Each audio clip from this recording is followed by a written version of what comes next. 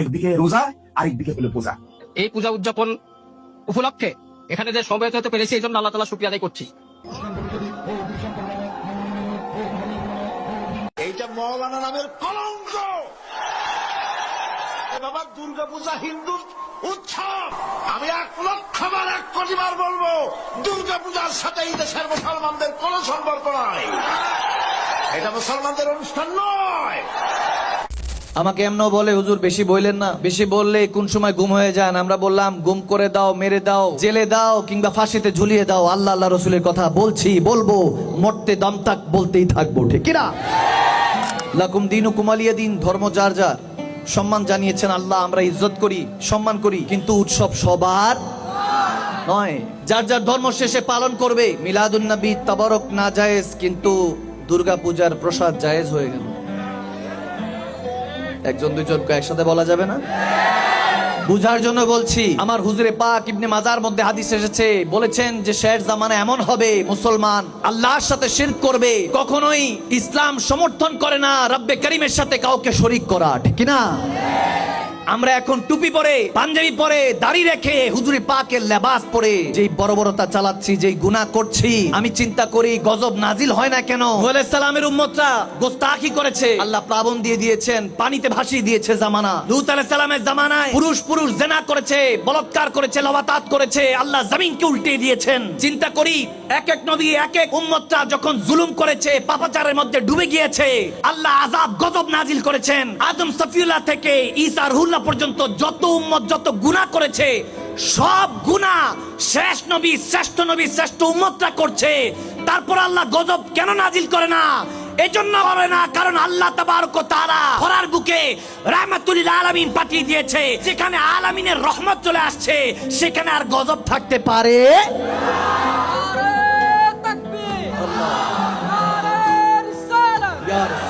দুঃখের বিষয়। নবীর উম্মত আমরা, জেনার উম্মত হওয়ার জন্য ঈসা রুহুল্লাহ এখন অপেক্ষামান। এই যে ছোট ছোট বাচ্চারা রেডিমেড উম্মত, যে উম্মত হওয়ার জন্য শ্রেষ্ঠ একজন রসুল বসে আছে।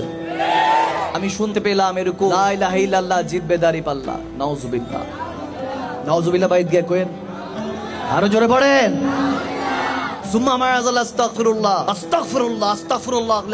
এমন জামানায় পৌঁছে গিয়েছি, কে আমাদেরকে ওই জায়গা থেকে টেনে আবার সঠিক দিশা দিবে আল্লাহ মালুম। যেভাবে কালমার উপরে হামলা হচ্ছে, ইসলামের উপরে হামলা হচ্ছে, দ্বীনের উপরে হামলা হচ্ছে, ভাগ্য তোমাদের ভালো হযরত ওমর ইবনুল খাত্তাব, শেরে খোদা আলী বেঁচে নেই, নয়তোবা তোমরা থাকতা, তোমাদের জিসমের কল্লা থাকতো না, ঠিক না?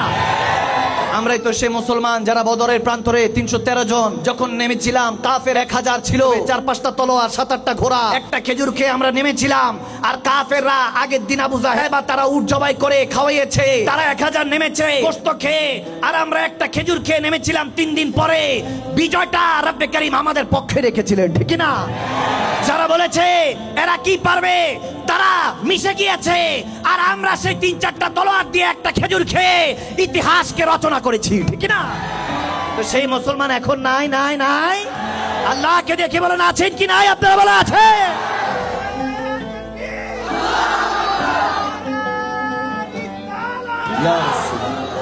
সমস্যা হলো ওই স্টেজে উঠে একজন আরেকজনের গীবতে ব্যস্ত থাকে, আমরা আলেমে দিনরা হাকিকতটা ধরিয়ে দেই না। এই জন্য মুসলমান, সাধারণ মুসলমানরা বলে হুজুররা, হুজুররা কেন এত মারামারি আলাদা থাকবে? যারা হুজুরে পাকের, রসুলে পাকের গোলামিতে আসবে, উম্মতির মধ্যে চলে আসবে, আল্লাহর বান্দা হয়ে যাবে, তারা কখনো তাফারুক করবে না, বিশৃঙ্খলা করবে না।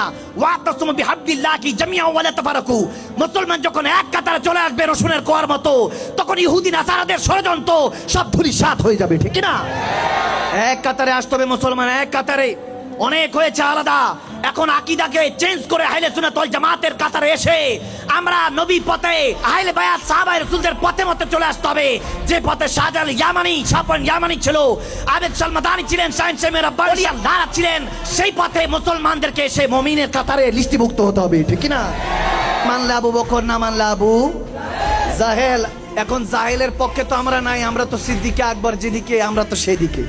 সিদ্দিক আকবরকে জিজ্ঞেস করলাম আপনি কেন হাসতেছেন? বলে হাসতেছি এজন্য তারা ইউসুফ আলাইহিস সালামের সৌন্দর্যের গল্প করে, যে মিশরের নারীরা ইউসুফ আলাইহিস সালামের সৌন্দর্য দেখে কাত্তরিয়াদু আন্না আঙ্গুল কেটে ফেলে দিয়েছে, টের পায় নাই। একটা সুই লাগলে কষ্ট হয়, রক্তনালীগুলি আলাদা হলে কষ্ট হয়, কিন্তু ইউসুফ আলাইহিস সালামের সৌন্দর্য দেখে মিশরের সুন্দরী সুন্দরী নারীরা যখন কমলা কেটে আঙ্গুল কেটে পড়ে গেল টের পেল না। বুঝা গেল ইউসুফ আলাইহিস সালামের সৌন্দর্য দেখে মনে হয়েছে যেটা তো সাধারণ মানুষ নয়। জিজ্ঞেস করলাম যে ইউসুফ আলাইহিস সালামের সৌন্দর্যের কথা তো হচ্ছে, তো কি হয়েছে?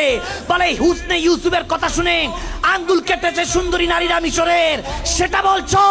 এখানে মক্কা মদিনার তাগড়া তাগড়া যুবকরা কামলিওয়ালা চেহারা মোবারক দেখে গর্দান কেটে দিচ্ছে, ঠিক না? আল্লাহ